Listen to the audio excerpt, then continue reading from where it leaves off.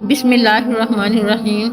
پیارے ساتھیوں، السلام علیکم۔ پیارے دوستوں، دنیا میں کئی ایسے واقعات اور معجزات رونما ہوتے رہتے ہیں جن کو دیکھنے اور سننے سے انسان حیران و پریشان ہو جاتا ہے اور انسان کا ایمان بھی تازہ ہو جاتا ہے۔ یہ واقعات اور معجزات انسان کو کئی گناہوں سے اور برائیوں سے بچا بھی لیتے ہیں، اور یہ معجزات اور واقعات اللہ تعالیٰ کے ہونے کی دلیل کو بھی مزید مضبوط کر دیتے ہیں۔ معجزات انسان کی زندگی بدل کر رکھ دیتے ہیں۔ ایسا ہی ایک واقعہ سعودی عرب میں پیش آیا، اور یہ واقعہ بالکل ایک سچا واقعہ ہے۔ یہ واقعہ سعودیہ کے ایک شیخ عباد کے ساتھ پیش آیا۔ وہ کہتے ہیں کہ ایک آدمی نے مجھے کال کی کہ کیا آپ ہمارے گھر آ کر ایک میت کو غسل دے سکتے ہیں؟ شیخ صاحب نے جواب دیا کہ ہاں ٹھیک ہے، میں آ سکتا ہوں۔ چنانچہ ڈرائیور ان کو اس جگہ پر لے گیا۔ شیخ عباد کہتے ہیں کہ جب میں اس جگہ گیا تو یہ گھر نہیں بلکہ ایک قلعہ تھا، بہت بڑا قلعہ۔ مین دروازے میں داخل ہونے کے بعد گھر میں داخل ہونے کے لیے 5 منٹ لگ جاتے تھے۔ آپ ذرا تصور کریں کہ یہ وہ کتنا بڑا گھر ہوگا۔ شیخ مین گیٹ سے اندر گئے تو اندر باغات وغیرہ اور سب کچھ تھا۔ شیخ صاحب کہتے ہیں کہ جب میں گھر کے دروازے پر پہنچا تو وہاں ایک آدمی کو کھڑا پایا۔ اس نے مجھ سے بدتمیزی کے انداز سے کہا کہ اس راستے سے جاؤ، وہاں اندر سیڑھیاں ہیں اوپر جانے کے لیے۔ شیخ صاحب تقریباً 60 سال کے بزرگ تھے۔ شیخ صاحب نے اس کی طرف دیکھا اور کہا میں جا رہا ہوں۔ اس نے پھر سے کہا کہ کیا آپ خود سے چلے جائیں گے یا میں کسی نوکر کو بلاؤں جو آپ کو وہاں تک لے جائے؟ شیخ عباد کو ایسا لگا جیسے یہ وہی شخص ہے جس نے انہیں فون کر کے بلایا ہے، لہٰذا انہوں نے کہا میں خود چلا جاؤں گا، مجھے کسی کی ضرورت نہیں ہے۔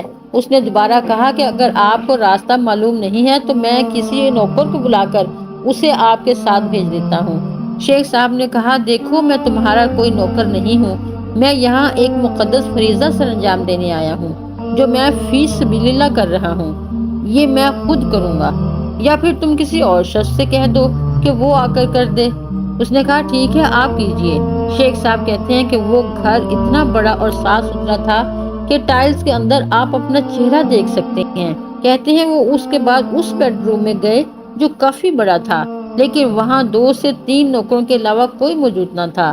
شیخ گئے تاکہ میت کو دیکھ سکیں۔ اس کا جسم ایک چادر سے ڈھکا ہوا تھا۔ جب شیخ صاحب نے کپڑا ہٹایا کہ چہرہ دیکھ سکیں تو انہوں نے دیکھا کہ میت کے ناک اور کان سے چونٹیاں نکل رہی ہیں اور اس کی گردن پر چپکی ہوئی ہیں، اور جب انہوں نے مزید کپڑا ہٹایا تو دیکھا کہ اس کے پورے جسم پر چونٹیاں ہی چونٹیاں ہیں۔ یہ دیکھ کر شیخ صاحب حیران رہ گئے۔ نیچے فرش پر دیکھا تو وہاں کچھ نہیں تھا، فرش بالکل صاف تھا۔ پھر یہ چونٹیاں کہاں سے آ رہی تھیں؟ اور یہ چونٹیاں پورے جسم پر گھوم رہی تھیں۔ شیخ صاحب کہتے ہیں کہ میں نے کپڑا واپس ڈال دیا کہ میں یہ کیسے کروں گا۔ کہتے ہیں کہ میں نے ایک اور شیخ کو کال کی، انہوں نے کہا کہ مجھے تو فلاں کا مسئلہ ہے، میں تو نہیں آ سکتا۔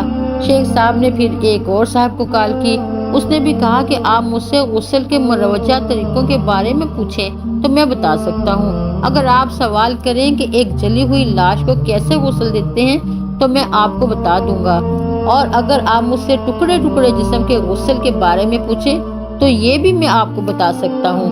لیکن میت کی جو حالت آپ مجھے بتا رہے ہیں ایسا تو کسی کتاب میں درج نہیں ہے۔ آپ جو کرنا چاہتے ہیں کریں، میں کچھ نہیں کر سکتا۔ یعنی اس نے بھی آپ کو صاف جواب دے دیا کہ میں آپ کو کسی قسم کا مشورہ نہیں دے سکتا۔ شیخ صاحب نے وہاں کھڑے نوکروں سے پوچھا کہ اس میت کے اولاد میں سے کون کون یہاں موجود ہے؟ انہوں نے جواب دیا کوئی بھی نہیں۔ شیخ صاحب کہتے ہیں کہ اس کے بعد میں اس کمرے کے باتھ روم کی جانب گیا۔ مجھے اللہ تعالیٰ کی طرف سے ہی خیالات آ رہے تھے، ورنہ میں نہیں جانتا تھا کہ میں کیا کروں۔ باتھ روم میں موجود ٹب کو پانی سے بھر دیا اور پھر نوکروں کی مدد سے اس میت کو ٹب میں رکھ دیا۔ یہ کرنے کے بعد میت کے جسم پر موجود چونٹیاں پانی کے اوپر تیرنے لگیں۔ شیخ عباد نے یہ عمل کئی بار دہرایا تاکہ میت کے جسم سے لگی چونٹیاں اچھی طرح صاف ہو جائیں۔ پھر انہوں نے میت کے جسم کا مسح کیا تو ساری چونٹیاں چلی گئیں، مگر وہ حیران تھے کہ اتنے بڑے گھر میں جو صاف ستھرا ہے اس میں چونٹیاں اس میت پر کیسے آ گئیں؟ نہ ہی وہاں کوئی ایسا سوراخ موجود تھا جہاں سے چونٹیاں آ جاتی۔ بہرحال انہوں نے میت کو نکال کر دوبارہ بستر پر رکھا اور وہ مروجہ طریقے سے جسم پر مسح کرنے لگے، اس پر عطر وغیرہ لگایا جو عام طور پر لگایا جاتا ہے۔ انہوں نے کام مکمل کیا اور نیچے آئے۔ جب جانے لگے تو انہوں نے دیکھا کہ اس شخص کا بیٹا چل رہا ہے۔ انہوں نے کہا کہ میں نے آپ کے والد کو غسل دے دیا ہے، اگر کچھ اور کرنا چاہتے ہیں تو کہیے، میں وہ خدمت بھی سر انجام دے دیتا ہوں۔ بڑی سختی اور بدتمیزی کے ساتھ وہ نوجوان گویا ہوا کہ وہ سامنے کمرہ ڈرائیورز کے لیے ہے، وہاں چلے جائیں اور کھانا کھا لیں۔ شیخ صاحب حیران رہ گئے کہ یہ کیا طریقہ ہے، آخر چل کیا رہا ہے، اس طرح بات چیت کیوں کی جا رہی ہے۔ جب اس نے دوبارہ کہا کہ سامنے ڈرائیور کے کمرے میں جاؤ اور کھانا کھا لو، تو شیخ صاحب نے کہا کہ میں یہ سب کچھ اللہ تعالیٰ کی رضا کی خاطر کر رہا ہوں، آپ سے کھانا کھانے یا پیسے لینے کے لیے نہیں کر رہا۔ شیخ صاحب گھر سے نکل کر روڈ پر کھڑے ہو گئے، کیونکہ جو ڈرائیور انہیں لے کر آیا تھا وہ اسی شخص کا ملازم تھا۔ شیخ نہیں چاہتے تھے کہ وہ اس سے کسی قسم کی کوئی مدد لیں۔ شیخ صاحب سڑک پر کھڑے تھے تو اس بدتمیز انسان کا بیٹا یعنی مرحوم کا پوتا وہاں پر آیا، جس کی عمر تقریباً 17-18 سال تھی۔ اس نے دیکھا کہ شیخ صاحب روڈ پر کھڑے ہیں تو وہ ان کے قریب آیا اور نرمی سے باتیں کرنے لگا کہ میں معافی چاہتا ہوں اس حالت پر، میں اپنی گاڑی لاتا ہوں اور آپ کو چھوڑ آتا ہوں۔ شیخ صاحب کہتے ہیں کہ میرے منع کرنے کے باوجود وہ اپنی گاڑی لے آیا اور انہیں اپنی گاڑی کے اندر بٹھا لیا۔ عموماً انسان کی عادت ہوتی ہے کہ جب وہ اچھا یا برا دیکھتا ہے تو اس کو جاننے کی کوشش کرتا ہے کہ آخر اس کی کیا وجوہات ہو سکتی ہیں۔ چنانچہ شیخ عباد نے اس لڑکے سے یہ جاننا چاہا کہ آخر یہ آدمی ایسا کیا کرتا تھا کہ اس کے ساتھ مرنے کے بعد یہ سلوک ہو رہا ہے۔ شیخ صاحب نے کہا، سنو بیٹے، یہ شخص کون تھا جسے میں نے غسل دیا ہے؟ اس نے جواب دیا کہ وہ میرے دادا جان تھے، ہم سبھی جانتے تھے کہ ان کے جسم سے چونٹیاں نکل رہی ہیں، چنانچہ ہم ان کے قریب بالکل نہیں گئے تھے کیونکہ ہم نہیں جانتے تھے کہ آخر کیا کیا جائے۔ اس کے بعد شیخ صاحب نے پوچھا کہ تمہارے دادا جان زندگی میں کیا کرتے تھے؟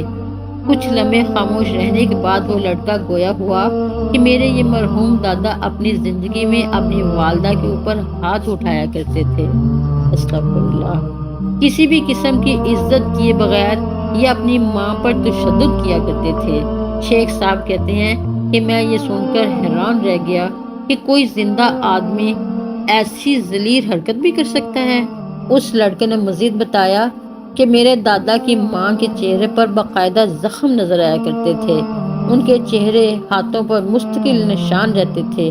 پھر وہ لڑکا بولا کہ میرے والد جو اس شخص کے بیٹے ہیں خود اپنی دادی کو پولیس اسٹیشن لے گئے تاکہ ان کے خلاف پولیس رپورٹ درج کروائی جائے، اور جب بھی پولیس والے ان سے دریافت کرتے کہ کیا ہوا ہے تو ہمیشہ وہ یہ کہہ دیتے کہ سیڑھیوں وغیرہ سے گر گئی ہوں، اور اس ماں نے کبھی بھی اپنے بیٹے کے خلاف بات نہ کی، حالانکہ یہ مار دھاڑ ہر ہفتے ہوا کرتی تھی اور پولیس بھی جان گئی تھی کہ اس گھر میں یہ سب کچھ ہو رہا ہے، لیکن ماں اپنے بیٹے کے خلاف کچھ بھی بتانے سے انکاری ہوا کرتی تھی اور بیٹے اس کے خلاف کچھ نہیں کر سکتے تھے، لیکن قدرت یہ سب دیکھ رہی تھی۔